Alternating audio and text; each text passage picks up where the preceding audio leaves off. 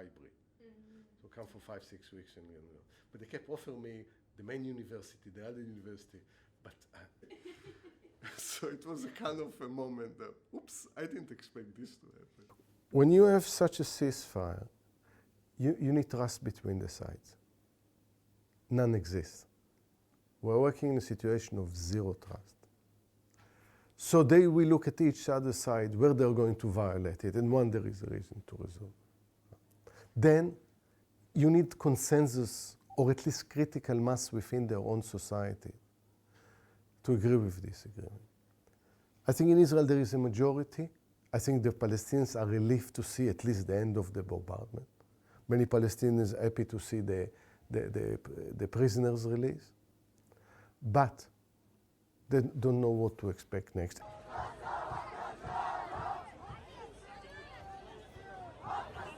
وكتائب القسام باقية وفصائل العمل الوطني كل فصائل المقاومة موجودة.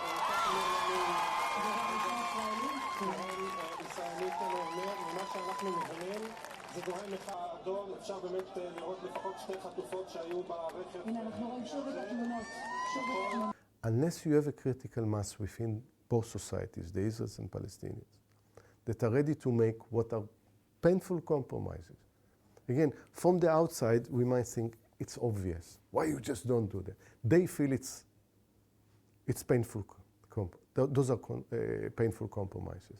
Unless organically there are these forces that are ready to fight for this because they think the alternative is what we've seen in 15 months, even with the most engaged international community, most committed, the best we'll get is a sort of a very cold peace, which not necessarily fit for purpose.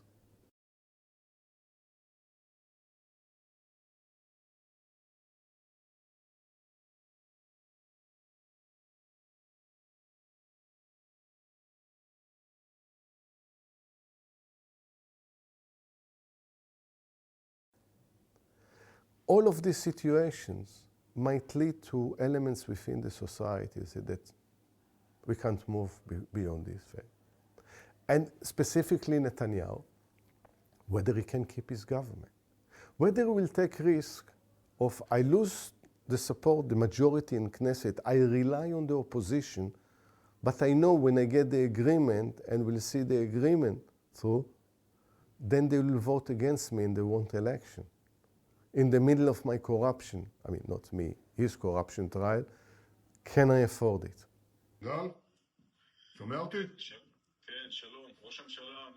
He doesn't have a strategic, a coherent, encompassing, strategic view.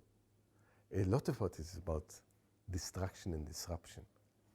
And you see even in the months leading to his inauguration, people start in different places of decision-making in government to second guess what he wants.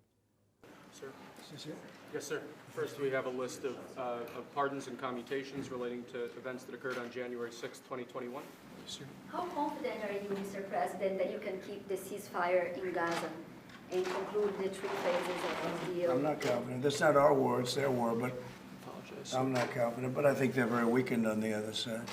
Can you have in a conflict like this that needs the full attention and the readiness to sometimes fall out with certain elements with American politics, international politics, bring also other elements in the international community on board that he might fall out with them on other issues in order to resolve it once and for all? That's the challenge. Can he do that? Who knows?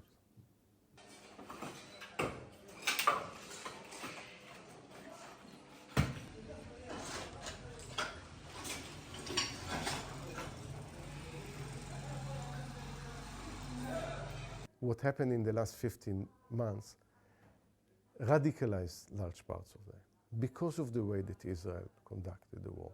Israel had the right to go after Hamas. After what happened on 7th of October, it had the right to go after Hamas. There was a casus belli, reason to go to war. It's the way that it happened, the amount of civilian casualty. So we see that Hamas recruits young people to join its ranks because The way that Israel wanted revenge, now they want revenge on the way they will revenge. And this vicious cycle, someone needs to stop.